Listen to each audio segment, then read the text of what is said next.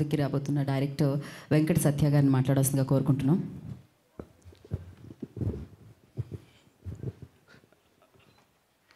Media వారికి ఇక్కడికి వచ్చేసిన అందరికీ నా ధన్యవాదాలు.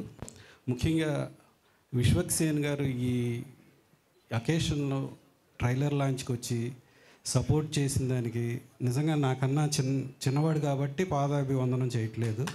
చాలా చాలా థ్యాంక్ యూ విశ్వక్సేన్ గారు.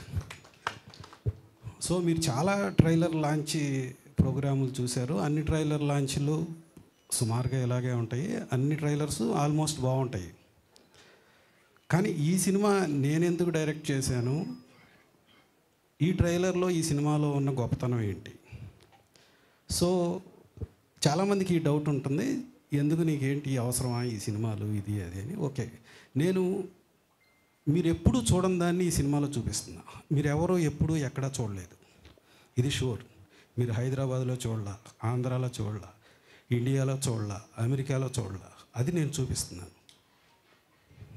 ఏ సినిమాలో చూడలా, ఏ రాజమౌళి గారు మీకు చూపించలా, ఐఎమ్ షూర్. సో అదేంటి?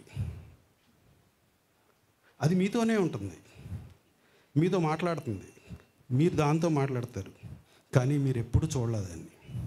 అది మీ ఆలోచన.